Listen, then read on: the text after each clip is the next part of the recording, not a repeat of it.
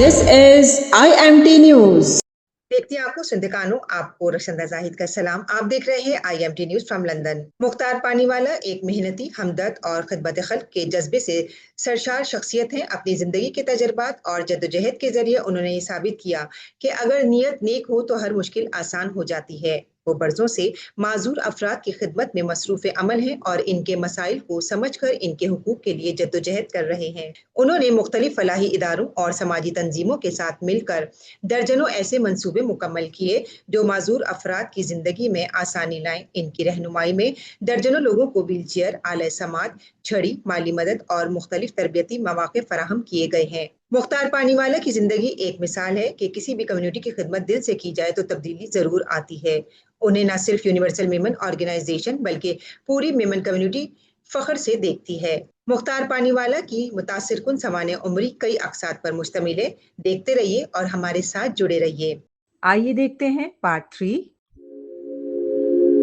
Hi, everyone, and welcome to today's podcast.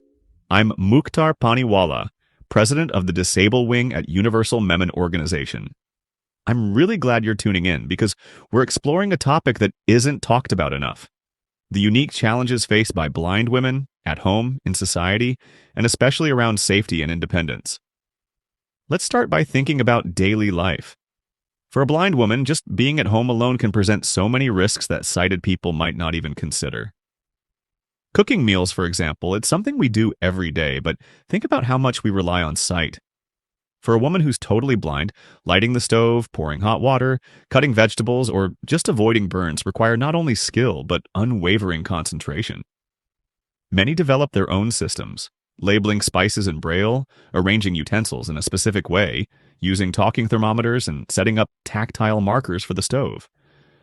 But mistakes do happen. A slip of the hand, and she could cut or burn herself. For women with low vision, maybe they can use a little sight to help, but for those with no vision at all, every task involves an extra layer of risk. Now, let's talk about what it's like when a blind woman is alone at home. Safety means more than just managing the kitchen.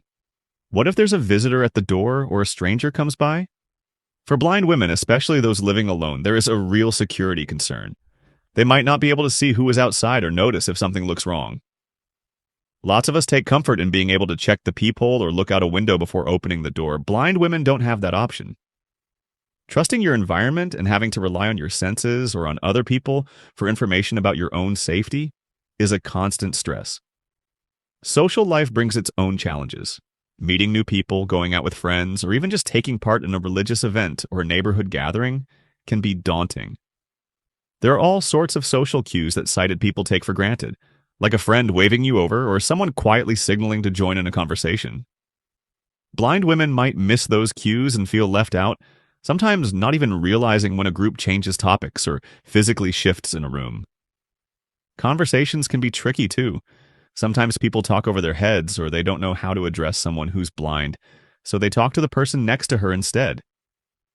That sense of invisibility is a very real emotional challenge, leading to isolation or frustration. And then, there's the issue of traveling or moving around outdoors. Whether it's going to the market, commuting to work, or even just taking a walk, a blind woman faces risks that most people simply overlook. Crowded trains, busy streets, unfamiliar junctions, these can be overwhelming for anyone, but for a blind woman, the risk is doubled, both because of physical dangers and because people may try to take advantage of her. There's always that uncertainty. Will the auto driver cheat me? Is there someone following me? Am I safe in this environment? Crossing the road safely is already tough with impaired vision, but add the challenge of unwanted attention or harassment, and suddenly a basic outing can feel like running an obstacle course. Family life can also be complicated for blind women. In many cultures, including ours, there's an expectation that women take care of the home, cooking, cleaning, caring for kids. For a blind woman, just managing daily chores is a real accomplishment. But if her family doesn't understand what she's going through, they might blame her for not being as efficient or missing small things. If a woman is married, sometimes her in-laws or even her husband might think she's not capable just because she can't see. I've met women who've had to prove themselves over and over, showing that, yes, they can cook, clean, help with homework, even manage the household finances, sometimes better than those with perfect sight. Now let's get real for a second about marriage and personal life. It's hard enough navigating this world with blindness, but for women, getting married can bring a whole new set of questions and worries. Who will want to marry a blind woman? That's a question people often ask, sometimes out loud.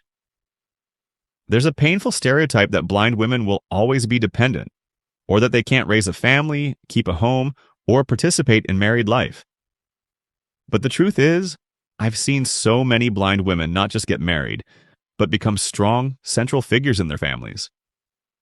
A good marriage is about love, trust, and understanding. If a partner is supportive and treats his wife as an equal, she can thrive. But if there's distrust, pity, or misunderstanding, it can be a real emotional burden. For all women, but especially for those who are totally blind, personal safety is an even bigger concern. Whether it's harassment on the street, feeling vulnerable in a crowd, or just being unsure if someone's watching them in public places. Women with low vision might be able to read a person's body language or notice if they're being watched, but those with no vision at all can't rely on those cues. That means they often have to trust their instincts, listen for tone in someone's voice, or count on close friends and relatives to let them know if something's not right. Sometimes that's not enough. Even in settings like shopping, blind women face unique issues. Navigating crowded stores, checking clothing sizes and colors, paying at the counter, managing money, these all become more complicated. Not everyone is patient or willing to help either, and sometimes store workers wrongly suspect a blind person of stealing, just because she has to touch a lot of items to find what she wants. Imagine how humiliating that can feel. Daily independence is the goal, but practical challenges never really disappear.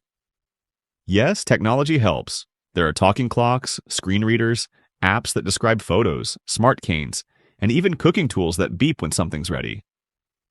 But tech can only go so far. Security remains the biggest concern for totally blind women, especially when they're alone or in situations where they are at risk from strangers or even people they know. Every blind woman is different. Some have strong families who support and empower them. Others have to build support outside the home. What strikes me is their resilience. There is an inner strength in the way blind women adapt, learn new skills, and keep moving forward despite so many barriers. Their challenges are real and often very personal. But with more awareness, better support networks, and a little more understanding from everyone around them, life for blind women can be more secure, more fulfilling, and less challenging.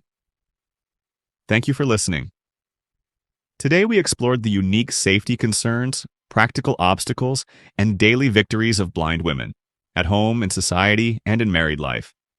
Their courage and adaptability truly deserve our attention and respect. Rakshinda Zahid, IMT News, London.